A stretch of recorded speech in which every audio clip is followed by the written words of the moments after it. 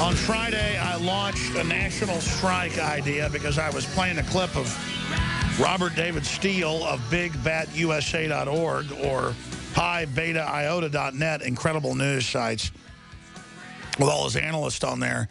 And I was going, wait a minute, he predicted the Ebola, and then he said there should be a strike against it. Let's have a strike. So that's why I said let's get him on Sunday. I appreciate him graciously coming on his Sunday, but this affects us all.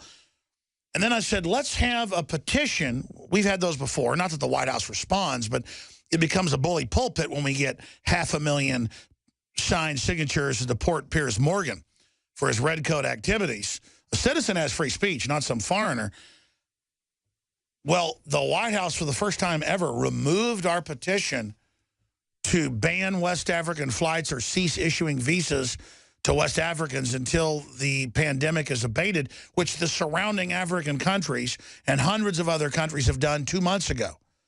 So Kit Daniels is writing a story about that right now. But Robert David Steele, I'm going to give you the floor during this segment and come back with calls with you. But they are really scared of this strike idea because that was also in the petition. And they're really upset about any type of response. Don't they know they're going to get the blame? Because I agree with you now. This is leaning towards incompetence because it's blowing up in their face so bad. That's more scary than them false flagging and being in control. It's so scary to think the people running things and starting war with Russia and funding Al-Qaeda and ISIS are this inept, and Obama plays golf like 4 hours a day and doesn't even have meetings with his czar. Give me your take on this. You've got the floor. What do you think this is distracting from as well? Go ahead. Alex, let me say that one of the reasons Obama plays golf so much is because he realizes he's not actually president. Yeah. Ever since JFK was assassinated by elements of his own government in collaboration with Wall Street and New York Energy and the Bush family, no president has actually been president. And Obama was given the choice between gold or lead very early on in his presidency, and he's been a deer in the headlights ever since. So he's not actually running the government. Now he's just embarrassed. I think that one of the problems we have is that Ebola is making it clear to the American people that the U.S. government lies to them about everything. And, or even worse, the U.S. government doesn't actually know the truth about anything. So Ebola, for me, is the perfect storm. It's the absolute proof needed to the American public that Congress, the executive, the Supreme Court, the intelligence community, none of them are worth a bucket of warm spit in terms of taking care of the public interest. So I love your idea of a general strike. I love your idea of bringing pressure to bear. Well, it's your idea. No. I have to give you credit. I was more thinking, I wasn't thinking as much about this as you have. But the bottom line is that I think the American public should be asking some tough questions before the election. I'm almost certain that the Democrats will lose the Senate, and the Republicans will put us into gridlock. The question for me is there a learning moment? Is there something we can do to occupy the home offices of every serving senator and every serving representative and require them, for example, to support electoral reform, which would put the public back into the public enterprise? So I throw it back to you, Alex. What do you think we should do next? Well, number one, they're bringing Ebola patients into regular hospitals, and I went and just read the CDC standard default was to send them to special facilities, which they're now starting to do. I'm just trying to understand actually who's running the government, and because now it looks like a bunch of special interest in there stealing silverware off the deck of the Titanic. What do you think this is distracting from? That's a great question. It's actually not distracting from as much as it's highlighting the fact that the U.S. government is out of control. I mean, let's take one specific example, Dr. Fauci at the National Institutes of Health.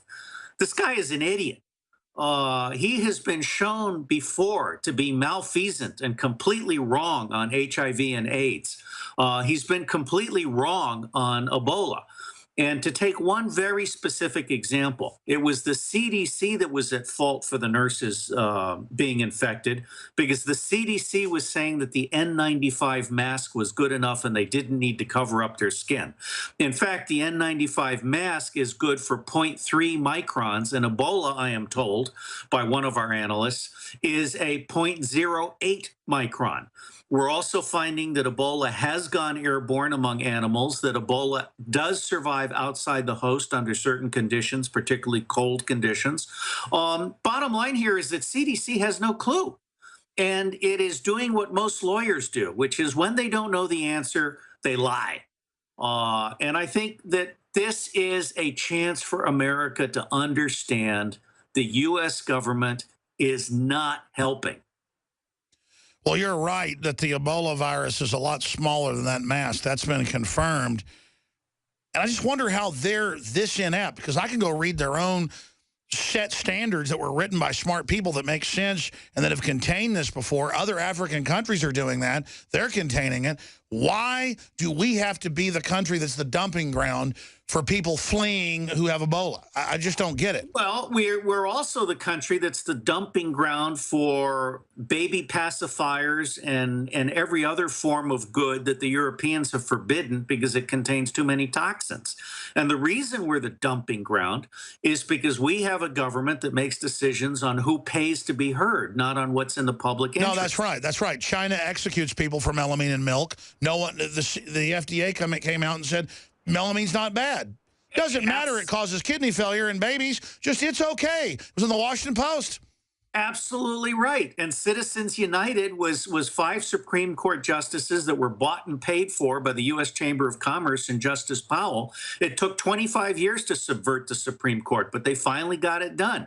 And the American people sit by apathetically while their government betrays the public interest. So Ebola, even though it's caught everybody's attention, is nothing more than a manifestation of what we've allowed the government to get away with on everything. Stopping this disease won't be easy, but we know how to do it. Fighting Ebola, the president says a travel ban won't work. So why are so many countries doing it? A national strike is the answer. I'm wearing the same shirt I was when I was in the car with that family. There is zero risk. I said it. There it is. I shouldn't say that. There's no risk. If there were any risk, I would not expose myself or my family. A national strike will force Obama and the federal government to secure the borders and stop West African flights. A travel ban is less effective than the measures that we are currently instituting. I have a question for you. Do you want to end up like West African countries that are in a stage of panic and total collapse, with the UN estimating that over 1 million people will end up getting Ebola by December? We are calling for a nationwide strike starting next Monday through Wednesday for you to stay home, especially if you're medical workers, police, EMTs that are going to be hardest hit by this, to draw attention to the fact that the federal government is on strike and not doing its default job, allowing these flights to come in. Even the Speaker of the House has said stop the flights. Senator Ted Cruz, Rand Paul, Governor Jindal of Louisiana, but not President Obama. He's out defending this. Now remember, it was someone flying in from Africa that brought it here, now spreading to nurses and clearly others. Why do they want it here? To create a bigger crisis, to get more funding, to be a political distraction from all the other scandals. And the new czar, who works for Al Gore previously, who has no Ebola background or experience, no medical training, he's an expert at divvying up tens of billions in funding to insiders to run the Ebola disaster, where literally hundreds of billions could be made, not just on the vaccine, but on the disaster itself. So go to Infowars.com or PrisonPlanet.com. Get the article with the hashtag #StopEbolaStrike. Send it out on Facebook, out on Twitter. Send our article with the videos of the general warning and others so that people understand we don't have to be powerless and just watch the federal government engage in criminal neglect by design. If you're not essential, folks, or people like myself that have got to be on air, self-quarantine as a test. We'll call it a national strike. Call talk radio, call Congress, call the White House, call media. Send out tweets. Be an activist Monday, Tuesday, and Wednesday to fight Ebola and to stop Ebola with the Stop Ebola National Strike. And never forget, if you're watching this transmission, you are the hope, you are the resistance.